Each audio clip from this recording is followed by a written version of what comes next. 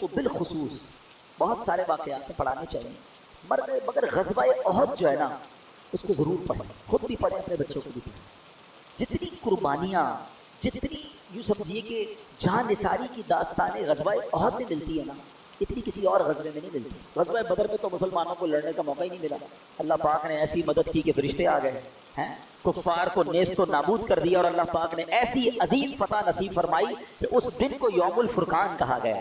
لیکن احد کے میدان میں ایسا نہیں ہوا، وہاں بڑا ڈیزاسٹر ہوا، بڑے بڑے صحابہ شہید ہوئے، اور ان میں سب سے بڑا حادثہ جو ہے وہ سید الشہداء سیدنا حمزہ رضی اللہ تعالیٰ عنہ۔ نبی پاک علیہ الصلوۃ والسلام کو ان سے بڑی محبت ہے، پیارے آقا نے بہت پیار کرتے۔ اچھا، حضرت حمزہ بھی نبی پاک سے بڑی محبت کرتے ہیں۔ حضرت حمزہ کا ایمان لانے کا واقعہ بھی بڑا عجیب ہے۔ وہ کہتے ہیں نا، محبت مصطفیٰ صلی اللہ علیہ وسلم ایسی دل میں تھی کہ اس وجہ سے اب ایمان لے آئے۔ ابھی اب ایمان نہیں لائے تھے، ابو جہل نے نبی پاک علیہ الصلوۃ والسلام کی بارگاہ میں گستاخی کی، برا بھلا کہا۔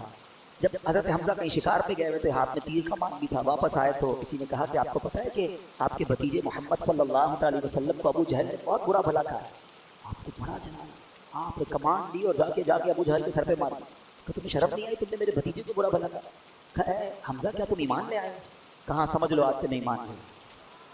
بس نبی پاک کی محبت ایسی دل میں جا گزی ہوئی کہ آپ نے کلمہ پڑھا اور آپ ایمان لے آئے۔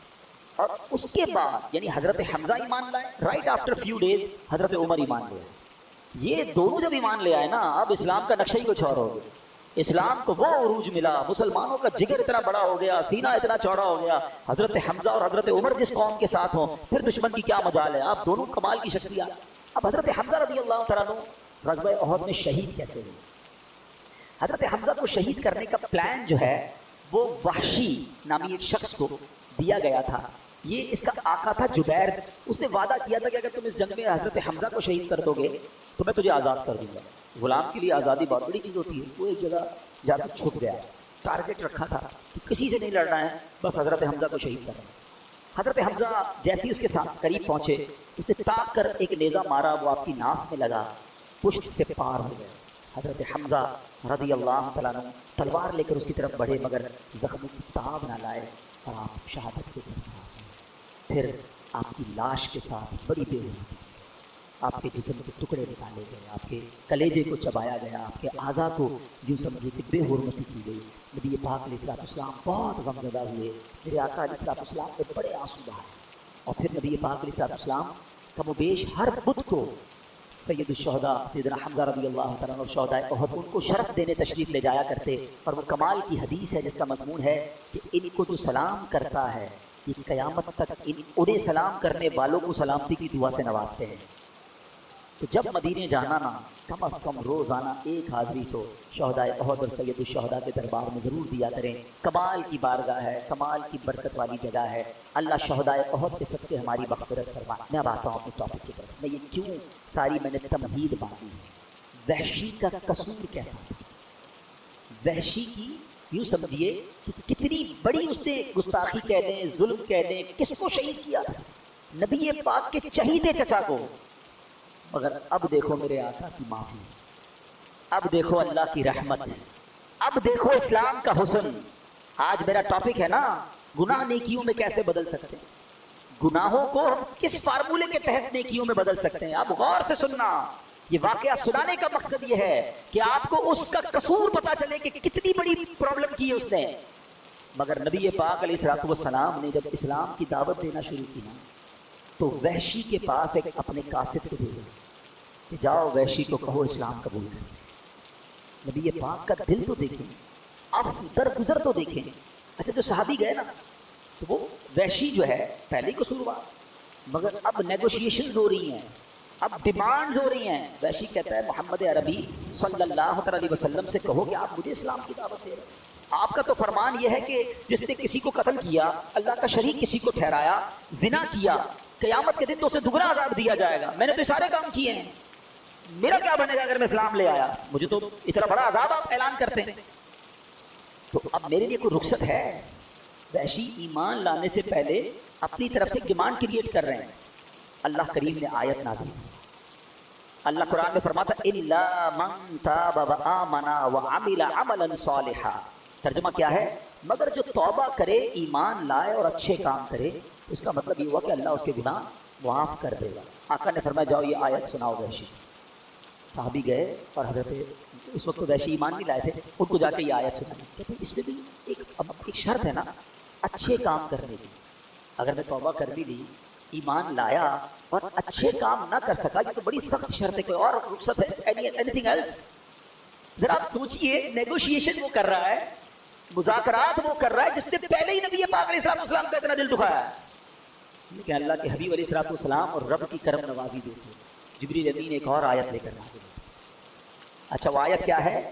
اللہ کے حبیب علیہ السلام کی بارگاہ میں جو آیت نازل ہوئی, ان اللہ لا یغفر ان یشرک بہ ویغفر ما دون ذلک لمن یشاء. ترجمہ, بے شک اللہ اسے نہیں بخشتا جو اس کے ساتھ کفر کیا جائے, اور کفر سے نیچے جو کچھ ہے جسے چاہے معاف کر دیتا ہے. کا جواب یہ آیت سناؤ. وحشی کے پاس یہ آیت سنائی. وحشی کہتا ہے اس میں بھی تو یہ ہے نا کہ اللہ جسے چاہے معاف, گارنٹی تو نہیں نا میں ایمان لاؤں اور اللہ مجھے معاف نہ کرے. آپ ذرا آپ پوائنٹ سمجھ رہے ہیں, میں سمجھانا چاہ رہا ہوں. یہاں دل دیکھیں. اچھا صرف نبی پاک نہیں کر رہے نیگوشیشن, اس تمام نیگوشیشن میں رب کی رحمت بھی شامل ہے, آیتوں کا نزول ہو رہا ہے. اللہ اکبر. کہتا ہے اس میں بھی گارنٹی نہیں ہے, کیونکہ اللہ نے فرمایا کہ ذالک لمن یشاء, جسے چاہے اللہ جو ہے وہ بخش دے. اس میں نہ ہوا تو کوئی گارنٹی ہے؟ اللہ اکبر. تیسری آیت نازل ہوئی. میں تو یقین کریں جب یہ واقعہ پڑھتا ہوں سنتا ہوں, جس کو کہتے ہیں نا دل میں ٹھنڈ پڑ جاتی ہے کہ وہ کریم کیسا ہے, وہ رحیم کیسا ہے. آیت قرآن نازل ہوئی, قل یا عبادی الذین اسرفوا علی انفسهم لا تقنطوا من رحمت اللہ ان اللہ یغفر الذنوب جمیعا انہ هو الغفور الرحیم. اللہ اکبر. اس آیت کے تحت سبحان اللہ مفسر شہیر حضرت سید محمد نعیم الدین مراد آبادی کیا لکھتے ہیں؟ کہتے ہیں حق معنی یہ ہے کہ جو کفر پر مرے اس کی بخشش نہیں, اس کے لیے ہمیشگی کا عذاب ہے. اور جس نے کفر نہ کیا ہو وہ خواہ کتنا ہی گناہگار ہو, کبیرہ گناہ کرنے والا ہو, اور بے توبہ بھی مر جائے تو اس کے لیے خلود نہیں, اس کی مغفرت اللہ کی مشیت میں ہے. جسے چاہے اس کے گناہ معاف فرمائے یا اس کے گناہوں پر عذاب کرے, پھر اپنی رحمت سے جنت میں داخل فرمائے. مگر اس آیت میں رب نے فرمایا لا تقنطوا من رحمت اللہ, اے بندو میری رحمت سے مایوس نہ ہونا, اللہ تعالیٰ سارے گناہوں کو بخشنے والا ہے. وحشی کہتا ہے اب مجھے تسلی ہو گئی اور کلمہ پڑھ کر اس نے اسلام قبول کر لیا. اچھا جب یہ ایمان قبول کر لیا نا, اب صحابہ اکرام نے بڑا کمال کا کوسچن کیا. ہمیں صحابہ سے ایسے ہی پیار نہیں ہے, ذرا مل کر کہہ دو سب صحابی نبی. یقین کرو ایسے خوبصورت سوال کیے ساڑھا کم آسان ہو گئے. صحابی رسول کہتے ہیں حضور یہ آیت جو ہے یہ کیا صرف وحشی کے لیے یا باقی مسلمانوں کے لیے ہے, کیا یہ خاص اسی کے لیے ہے؟ اللہ کے حبیب علیہ السلام فرماتے ہیں یہ تمام مسلمانوں کے لیے. اللہ گناہوں کو معاف کرنے والا ہے. رب کا اعلان ہے لا تقنطوا من رحمت اللہ, اے میرے بندو میری رحمت سے مایوس نہ ہو. تو اے میرے بیچ اسلامی بھائیو, اللہ کریم نے خود قرآن میں اپنی رحمت کا اعلان کیا. اللہ کریم نے خوب ہمیں قرآن میں توبہ کی طرف بلایا, اپنی رحمت کی طرف بلایا ہے. اللہ کریم قرآن مجید میں کیا خوب ارشاد فرماتا ہے, وَهُوَ الَّذِي يَقْبَلُ التَّوْبَةَ عَنْ عِبَادِهِ وَيَعْفُو عَنِ السَّيِّئَاتِ وَيَعْلَمُ مَا تَفْعَلُونَ. اور وہی ہے جو اپنے بندوں کی توبہ قبول فرماتا ہے اور گناہوں سے درگزر فرماتا ہے اور جانتا ہے جو کچھ تم کرتے ہو. اب یہاں ایک اور بات سمجھنی ہے کہ توبہ کرنے کی تو بار بار قرآن ترغیب دے رہا ہے, مگر یہاں بڑی باریک سی بات ہے. ہم سب چاہتے تھے کیا ہے, ہمارے گناہ معاف کر دیے, اللہ پکڑ نہ فرمائے, اللہ اس پر پنشمنٹ نہ دے. یہی اللہ کی بڑی مہربانی ہے. دنیا میں بھی یہی ہوتا ہے. ہم کسی کی کوئی غلطی کریں کہتے ہیں یار بھائی معاف کر دے, غصے نہ ہو, یار غلطی ہو گئی آئندہ نہیں کروں گا. whenever we made mistake we need forgiveness. ہم کسی سے یہی تو چاہتے ہیں معاف کر دے. مگر میرے کریم کے اب خزانے سننا, جو میں آیت بیان کروں گا یہ میرا آج کا ٹاپک یہ ہے کہ توبہ کا مرتبہ سمجھو, اللہ کی رحمت سمجھو, اللہ کی کرم نوازی سمجھو. کہ آج پتہ کیا ہوتا ہے دنیا میں, کیا معاملہ ہے, ہم سے کوئی مسٹیک ہو بھی جائے نا, کوئی معاف بھی کر دے, دل میں پھر بھی رہ جاتی ہے یار بندہ ٹھیک ہے مگر میرے ساتھ ایسا کیا تھا, ایک بار یہ کیا ضرور تھا. اچھا اسی طرح کبھی ہمارا اللہ نہ کرے کسی کا پولیس میں معاملہ ہو جائے, تو پولیس والوں کے پاس گئے, کیس رجسٹر ہوا, بعد میں صلح صفائی بھی ہو گئی, سزا بھگت لی یا جرمانہ دے دیا, بری تو ہو گئے, مگر جب بھی کریکٹر سرٹیفکیٹ بنے گا نا اس میں لکھا آئے گا 2005 میں اس نے یہ کہانی کی تھی، یہ معاملہ کیا تھا. مجھے ایک واقعہ نہیں بھولتا، کئی بار میں نے بیانات میں بیان کیا. ساؤتھ افریقہ میں جو ہمارے پاکستانی انڈین میں رہتے ہیں، جب ان کو اپنا پرمٹ بنانا ہوتا ہے نا تو ان کو وہاں کی پولیس سے ایک سرٹیفکیٹ لینا پڑتا ہے، کریکٹر سرٹیفکیٹ. ایک بہت بڑی پارٹی ہے، بڑا ان کا ماشاءاللہ بزنس ہے، ان کو کریکٹر سرٹیفکیٹ نہیں ملتا تھا. تو مجھے میں ساؤتھ افریقہ گیا تو لوگوں نے بتایا، بولے ان کے ساتھ ایک بڑا عجیب واقعہ ہوا. میں نے کیا ہوا؟ یار یہ بندہ تو ٹھیک ہے کہ بندہ بہت اچھا آدمی ہے، بیپاری آدمی ہے، شریف شخص ہے. ہوا یہ ایک بار وہ جنرل اسٹور میں گیا، اس نے جا کے کولڈ ڈرنک پک کی. کولڈ ڈرنک پک کرنے کے بعد اچانک اسے کال آئی کہ تمہاری ماں کے ساتھ کوئی حادثہ ہو گیا ہے، ہاسپٹلائز ہو گئی. فوراً ہاسپٹل پہنچ. اب ہاتھ میں جو سامان تھا نا وہ اتنا بیچارہ معروف ہو گیا دماغ، ماں کی ایسی خبر سنے وہ دوڑ کے باہر نکلا سپر اسٹور سے. سپر اسٹور کی گیٹ پر انٹرنیٹ باہر بیرون ملک میں اسکینر لگے ہوئے تھے. وہ الارم بجنا شروع ہو گیا کہ یہ بندہ بغیر پیسے بھرے باہر نکل گیا. اس کو پکڑ لیا. تو بھائی تم کیا کر رہے ہو؟ کہ بھائی میں جلدی میں تھا، معذرت، مجھے میری ماں ہاسپٹل میں. کہ نہیں اب آپ پر فائن لگے گا، آپ نے تو رابری کی ہے، چوری کی ہے. ارے بھائی $5-10 کے لیے میں کیا چوری کروں گا؟ کہ نہیں یہ تو آپ کو بھرنا پڑے گا. بہرحال اس نے کہا جو ضلع لے لے بھائی، میری جان چھوڑو، مجھے ہاسپٹل پہنچنا ہے. اس نے وہاں تو پیمنٹ بھی کر دی، سب کچھ ہو گیا، مگر وہ ڈاٹ اس کے کریکٹر پر لگتے ہیں. اب وہ جب بھی سرٹیفکیٹ بنانے جاتا ہے نا تو آتا لکھا ہوا ہے کہ اس نے فلاں اسٹور میں چوری کی. اچھا اس واقعے کے بعد ہے نا مجھے اللہ کی رحمت کہ یہ دنیا معاف نہیں کرتی، یہ دنیا جرموں کو یاد رکھتی ہے. وہ کریم ہے جو ہزاروں لاکھوں جرموں کو جب معاف کرتا ہے تو فرشتوں کو بھی بلا دیتا ہے، زمین سے گواہ بھی ختم کر دیتا ہے، وہ نامہ اعمال سے بھی ان گناہوں کو مٹا دیتا ہے. وہ پنجابی شاعر کہتا ہے نا، ایک گناہ میرے ماپیوں دیکھا میں عمری منہ نہ لاؤں. کہ ایک گناہ میرا ماں والد اور والدہ دیکھ لینا میری کوئی بڑی غلطی، ساری زندگی منہ نہیں لگاتے. ایک گناہ میرے ماپیوں دیکھن میں عمری منہ نہ لاویں. لکھ گناہ میرا مالک دیکھے وہ پھر بھی پردے پاوے. وہ پھر بھی پردے ڈال رہا ہے، وہ پھر بھی چھپا رہا ہے، اور ہم ہیں کہ اسی مالک سے دور بھاگتے ہیں. سنو کون ہے جو یوں معاف کرتا ہے، کون ہے جو ایسے کرم نوازی فرماتا ہے. اللہ قرآن میں کیا وعدہ فرما رہا ہے، اس کی رحمت سنو. اللہ کریم فرماتا ہے الا من تاب وآمن وعمل عملا صالحا فاولئک یبدل اللہ سیئاتہم حسنات وکان اللہ غفورا رحیما.